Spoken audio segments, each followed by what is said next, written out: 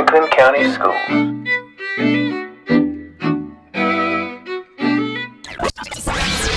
Welcome to WFCS Radio, the Good News Franklin County Schools podcast. This Good News Franklin County School podcast was created to share the amazing work taking place within our district as we highlight all things inspirational, all things uplifting, and all together good.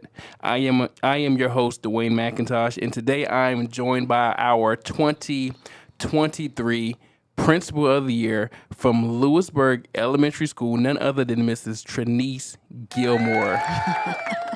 Miss Gilmore, welcome. Thank you. Welcome. How you doing today? I'm good. I'm good. You're good? Good. What's so funny? What's the applause, all that? It's a little overwhelming? No. A little different? It's fancy. So, how does it feel? Your 2023 Principal of the Year, has it set in yet? Have you had time to reflect on it? Yeah, I don't know how I feel about it. I guess it feels good to be recognized for your hard work. I guess that's what it is in a nutshell. Yeah. It's not that you set out to be principal of the year. I don't think you can. It's not like you can campaign for it, you know? Right. But you just hope that what you're doing and what people see will say, hey, that's somebody who should be recognized. So That's awesome. Yeah. So how many years in administration has this been for you? oh goodness, this is year 8 for me, I believe. And all at Louisburg Elementary? Mm-hmm. Okay. Well, no, not technically, no. Okay. I spent, I think it was the year 2015. I spent maybe 30 to 40 days at Lower Mill Elementary as an AP.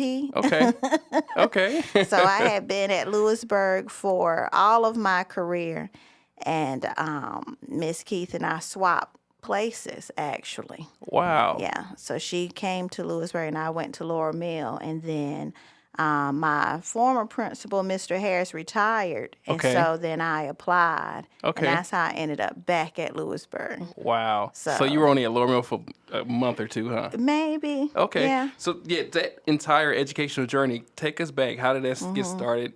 What did you do prior to administration? Well, I came, so when I graduated in December of 2000, as a matter of fact, before I graduated, I had a job in Franklin County. Really? So my, at the time, boyfriend sent my resume out across North Carolina because he's in information technology. So at that time, it was a big deal to come to RDU to do that. Right. So we decided to move. He sent my resume out, and at that time, I think it was a Dr. Holt, called and said, hey, do you want to come up here and see Franklin County? Mm-hmm. So he had an interview downtown, so I was like, well, we'll just go to Lewisburg. We didn't know anything about it. Had never been here. Got here, I was taken to 3 schools, I was supposed to go to 3, Franklinton, Bunn, and Lewisburg. Okay. And I got to Lewisburg before Central Office was Central Office. And I took a tour of the building, and then they took me over to the new building because the building we're in now was going to open that January. Wow. But when I walked in here, I knew this is where I was supposed to be. Sometimes you just know. Yeah. So I knew I had was that feeling. That this was the place for me, and Wow. I've been here ever since. I've never left. It automatically felt like home to me. Wow. So, yeah. Wow. That's bananas. Mm-hmm. That's bananas. So you said you moved here. Where are you from originally? I was born and raised in Myrtle Beach, South Carolina. Really? Yes. So you left Myrtle Beach, South Carolina? Yes. When you grow up there, Hold on. You left Myrtle Beach, South Carolina? People say that all the time, like, what? But when you grow up there, it's a different vibe. Yeah. You don't see it as vacation. You see it just like anybody else sees their hometown. Right. I need to get out. That makes sense. So, but yes, I moved. I graduated from the College of Charleston in December of 2000. Okay. And moved up here in January of 2001, and then started teaching in February. So you started teaching immediately at Louisburg? Yes, I had a job. I interviewed with Franklin County before I even graduated from college. So when we came on that trip, I did an interview, and I was hired. So you knew younger that you wanted to be in education? No. Yeah, like was that a family thing or just kind of? No, I'm the first in my family. As a matter of fact, neither my mom did not go to. My mom, I think she got her GED. She did not go to college, and my dad entered the military. So neither one of my parents were college graduates. Wow. So, and I grew up. My mom was a single parent, but we had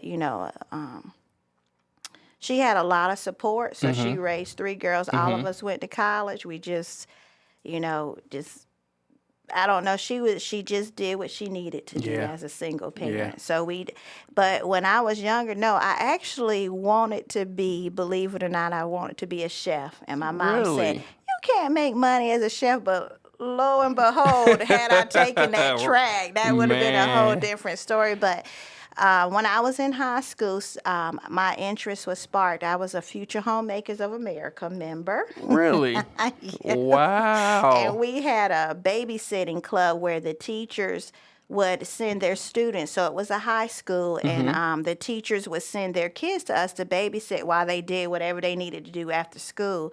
So I was the lead babysitter there. So I knew I wanted to do something with children, so I thought I was going to be a chef. Then I said, I can own my own daycare. But I wasn't the business side. I was like, no. So when I went to school, I just took education courses. Wow. And then I just was like, man, this is easy, but not easy as in the work. It came natural. Yeah, it just came natural. Yeah. So I just took that path. I never crossed my mind to be an administrator, just that I was going to be a teacher, and I was content with that. So how many years did you teach actually? Oh God! So that's what's different about mine, because my and was it all career elementary? Is lopsided. Yes, it's Okay. all elementary, all at Louisburg. I think I taught 7 years. So I've been in administration or a leadership role longer than I actually taught in the classroom. Wow. So I taught 3rd grade for 5 years.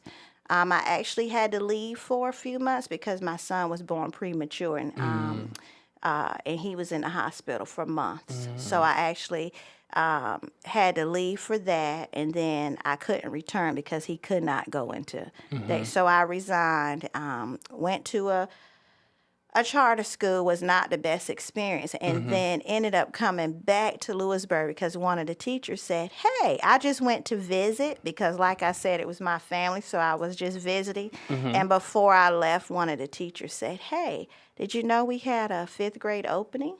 And I was like, no. And so that might have been early August. By November, I was back at Louisburg, and I've been there ever since. Give it up. Give it up. That's amazing. Awesome story. Yep. So what, let's let it marinate some more. What piqued your interest for leadership as a principal? So my first principal was Lynn Henderson, Okay. And he would always say to me, you need to go back to school. And I was like, but what am I going back for? Because I had never looked at what else you could do. I was content with being a teacher. I liked what I did. Yeah. But he kept saying it, and then he sent me to a workshop called Growing Future Leaders. Okay. And it's just you send teachers if they're interested, and you go. So I was just it was held by CC Risa, and had to drive to Durham maybe once a month for can't remember for how long. It's been so long ago. And there just started hearing things and learning things. I said, maybe. And then I finally decided, so I was a curriculum resource teacher for 4 years.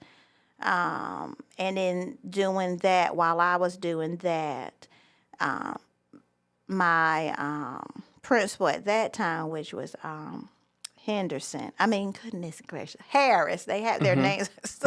Harris. Mr. Harris was like, I think you should go into administration. Nice. And when I decided to do that, I attended NC State through a cohort, and I had to drive to Northern Vance High School. Is right off 39, or is it Southern Vance?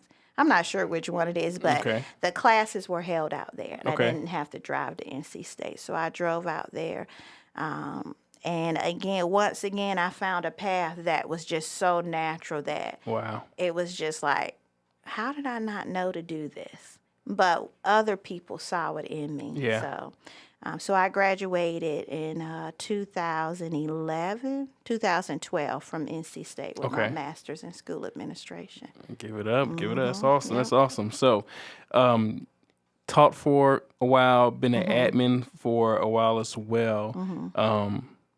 Dare I ask which one you love more? Oh my. Okay. The position I loved the most was when I was a curriculum resource teacher. Really? Because you still worked with students and you also worked with teachers. Ah. And I remember having to explain to my family what a curriculum resource teacher. Explain and I for our said, audience, please. Well, I just kind of summed it up. It was a teacher of teachers. Because that's what you were there for. I love doing workshops. I would do staff development. Just being that person that could help others. So that was my favorite role. Yeah. But I love being a principal. I guess I can say I liked being a teacher, but I love being a principal. Okay. Because that's fair, yeah.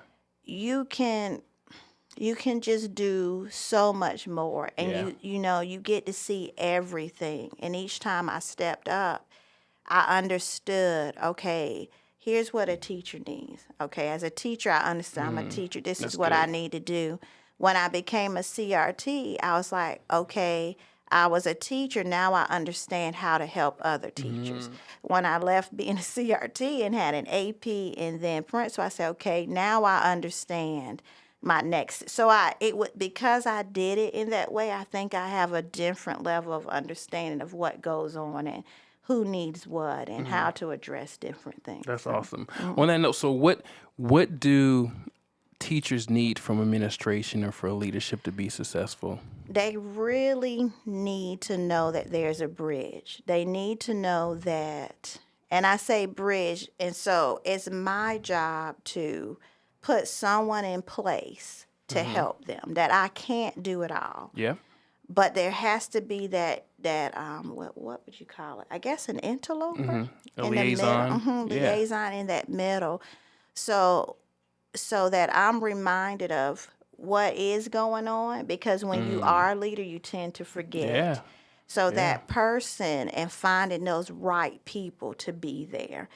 I used to think, well, it's my job to do this, but no, it's really my job to find the right people to help the teachers. And so I think that one role, that one person who can say, hey, this is what's going on and how will you address it? And then that teachers have someone they can go to where it's not always leadership. That's what I think they need. They just. I love that. That's good. I love that. I love that very much. So, Principal of the Year, 2023 for Franklin County Schools, and which comes with a lot of things. You go on to the regionals, et cetera, et cetera. What is your message to carry? What is the burning issue or question or a thing the passionate thing that you want to make sure others know about Louisburg Elementary, about Franklin County, and about Trenace Gilmore? Wow. Loaded question, right? I wasn't going to take it easy now, you know? What do I want? First of all, I just want people to know that small counties can do big things. That's right.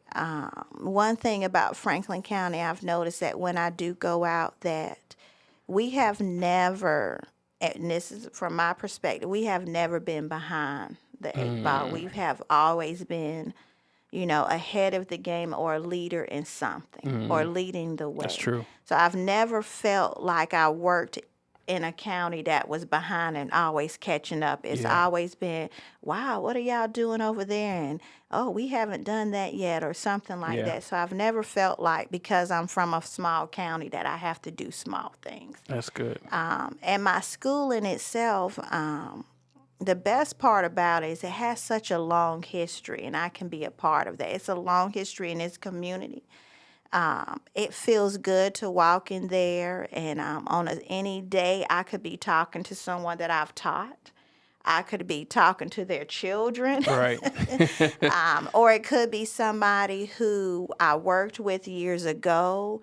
So, you're still connecting with people that are who may have been in your same position and they've moved on, or you're watching the new group come through. And Franklin County, even our school, this county allows you to see that gamut, and that's why I think I look at it as a family and a home. Hometown. Yeah. I think kids need the biggest pressing thing for me, or the message I would carry, is that we have to remember that these days things are different and kids need something different.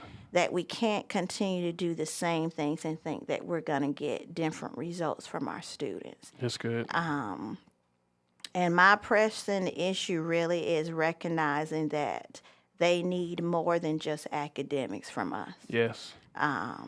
It's just that I see so many needs that sometimes I think, am I in the right place? Am I walking the walk of my own purpose, and am I doing everything that I'm supposed to do for the kids that come my way? So that's probably my biggest worry too. Am I doing what I'm supposed to be doing? That's good. That's good. Some air horns for that. And you made a good point about the times changing. Things are moving so fast. I saw an advertisement recently, and it was a spinoff from the 70s show, and it was called the 90s show. And I was thinking, it hit me. I was like, oh my God, that was 30 years ago. Yes. And like, we're calling the 90s show like the Right, old school I stuff. So know. these kids, they know nothing. For us, it's like, no.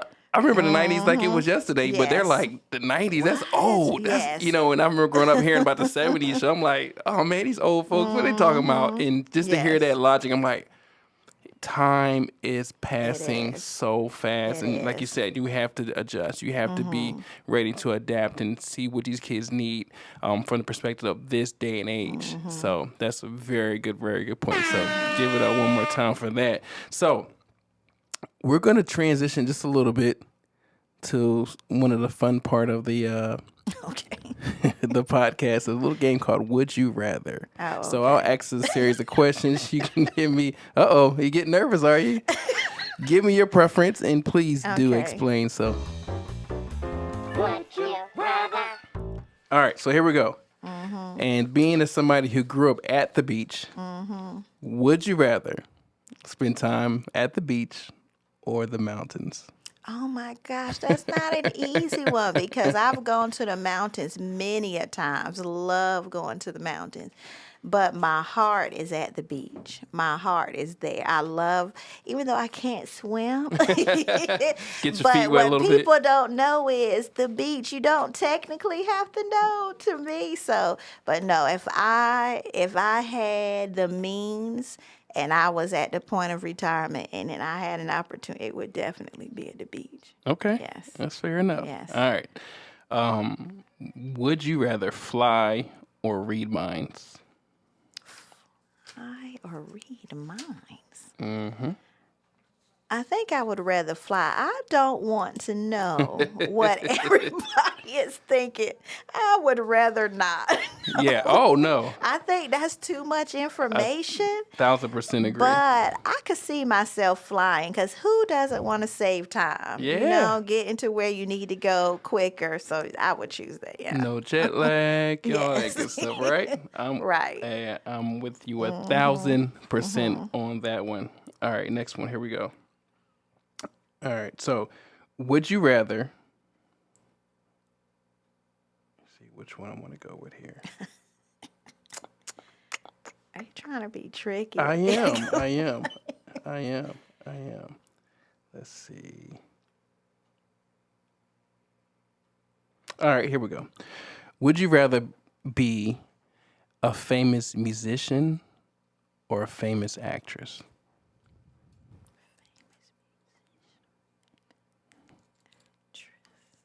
I don't know. That's a hard one. 'Cause I would rather not be famous at all.